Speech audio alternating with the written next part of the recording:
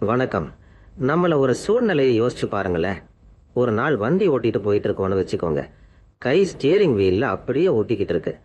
அப்போதான், ஐயோ, வீட்டுக்கு ஃபோன் பண்ணி நான் 10 நிமிஷம் லேட்டா வருவேன்னு அம்மாவுக்கு சொல்லணுமேன்னு ஞாபகம் வரும். அப்போ என்ன பண்ணுவோம்? வண்டியை நிப்பாட்டாமலே காத்துல அப்படியே வாய் விட்டு சொல்லுவோம்ல, ஏய் சரி, அம்மாவுக்கு நான் 10 நிமிஷம் லேட்டுன்னு சொல்லு அப்படின்னு.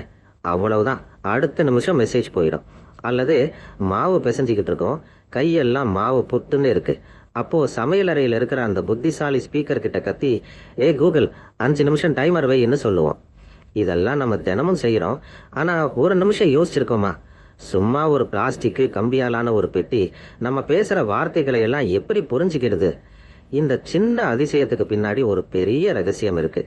அதான் தானியங்கு பேச்சு புரிதல், ஆட்டோமேட்டிக் ஸ்பீச் ரெகக்னிஷன் சொல்றாங்க. சுருக்கமா பேச்சு புரிதல்னு கூட வச்சுக்கங்களேன். அப்படின்னா என்னங்கிறத, இந்த தானியங்கு பேச்சு புரிதல்னா அது பேர்ல சொல்ற மாதிரி தான். நம்ம பேசுற மனுஷ பேச்சை கேட்டு அது என்ன பேசுறோம்னு கணினி தானாகவே புரிஞ்சுக்கிற ஒரு வித்தை. ஒரு மொழிபெயர்ப்பாளர் மாதிரி தான். கணினிக்கு நம்ம தமிழ் மொழியோ ஆங்கில மொழியோ தெரியாதுல்ல, அதுக்கு வெறும் நம்பரும் கோடும் தான் தெரியும். நம்ம பேச்சோட குழப்பமான சத்தங்களுக்கும் கணினியோட தெளிவான நம்பர் மொழிக்கும் நடுவுல இந்த பேச்சு புரிதல் ஒரு பெரிய பாலம் மாதிரி நிக்குது. நம்ம பேசுற சிக்கலான சத்தங்களை எல்லாம் வாங்கி அதை ஒரு தெளிவான எழுத்து வடிவுக்கு மாத்தி கணினி கிட்ட கொடுக்குது. அப்போதான் கணினிக்கு என்னென்ன புரியுது, அதுக்கு ஏத்த மாதிரி அதுவும் வேலையை செய்யுது. கிட்டத்தட்ட டிஜிட்டல் உலகத்தோட கண்ணுக்கு தெரியாத காதுகள் இதுதாயா. ஆனா இது எப்படி இந்த வேலையை செய்யுது? இதுக்கு நாம கொடுக்கிற இன்புட் வெறும் சத்தம் மட்டும்தான். நம்ம பேசுறப்போ காத்துல ஒரு அலை அலை மாதிரி ஒரு விஷயம் உருவாகுதுல்ல, அதான் சத்த அலைகள். மைக்ரோஃபோன் அந்த சத்த அலைகளை பிரிச்சு அதை டிஜிட்டல் ஆடியோ ஃபைலா மாத்தோம். இப்ப நம்ம மனுஷ பேச்சு இருக்கே, அது ரொம்ப சிக்கலானதுங்க. சில நேரம் முணுமுணுப்போம், வட்டார வழக்குல பேசுவோம், வார்த்தையெல்லாம் ஒன்னோட ஒன்னு சேர்த்து பேசுவோம். அப்புறம் பின்னாடி ஏதோ கார் போற சத்தம், ஃபேன் ஓடுற சத்தம்னு எத்தனையோ இரைச்சல்கள் இருக்கும். இந்த எல்லா சத்தங்களுக்கு மத்தியில நம்ம பேச்சை புரிஞ்சிக்க இந்த பேச்சு புரிதல் என்ன பண்ணும் தெரியுமா? நம்ம பேச்சோட ஆடியோ ஃபைல குட்டி குட்டியா மைக்ரோஸ்கோப்ல பாக்குற மாதிரி சின்ன சின்ன துண்டுகளா பிரிக்கும். ஒரு நொடியோட சின்ன பாகம் மாதிரி. ஒவ்வொரு சின்ன துண்டையும் பார்த்து இது என்ன எழுத்து சத்தம், என்ன சத்தம்னு அதுவே கேட்கும். அப்புறம் அந்த சின்ன சின்ன சத்தங்களை எல்லாம் ஒன்னு சேர்த்து வார்த்தைகளை உருவாக்கும். கூடவே இலக்கணம், சூழல் எல்லாத்தையும் பார்த்து இதுதாயா அவர் பேசுற வாக்கியம்னு சரியா கண்டுபிடிக்கும். இந்த வேலையெல்லாம் கண்ணிமைக்கும் நேரத்துல நடந்து முடிஞ்சிடும். சரி, இது ஒரு சின்ன வார்த்தைன்னா சரி.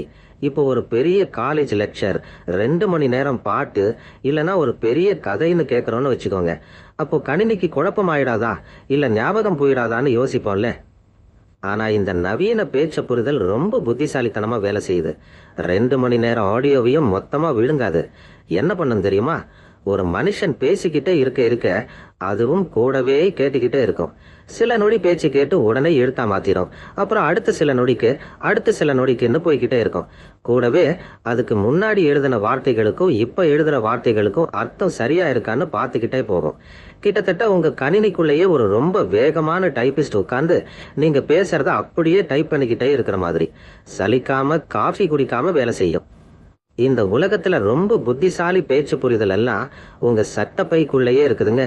உங்க போன்ல சிரி கிட்டையோ கூகுள் அசிஸ்டன்ட் கிட்டையோ இன்னைக்கு வானிலை எப்படின்னு கேக்குறீங்கல்ல, அதெல்லாம் இந்த தானியங்கு பேச்சு புரிதல் தான். பெரிய பெரிய கம்பெனிகள் எல்லாம் லட்சக்கணக்கான மனுஷ குரல்களை கேட்டு இதை கத்து கொடுத்துருக்காங்க. அதனால உங்க குரல் சத்தமா இருந்தாலும் மெலிசா இருந்தாலும் எந்த பகுதியில பேசினாலும் அது உங்களை ஈஸியா புரிஞ்சுக்கும். சும்மா டைமர் வைக்கிறது, வானிலை பார்க்கறதுன்னு மட்டும் இல்லைங்க. இந்த பேச்சு புரிதல் நம்ம வாழ்க்கையில எத்தனையோ பெரிய மாற்றங்களை செய்யுது. பாருங்க, கை கால் முடியாதவங்களை யோசிச்சு பாருங்க. அவங்களால டைப் பண்ண முடியாதுல்ல. இந்த தொழில்நுட்பம் அவங்களுக்கு மெயில் எழுத, இணையத்தை பார்க்க, வீட்டுல உள்ள மின்சாதனங்களை கட்டுப்படுத்தன்னு எல்லாத்துக்கும் அவங்க வாய் பேசுறதையே போதும்னு ஆக்கிடுச்சு.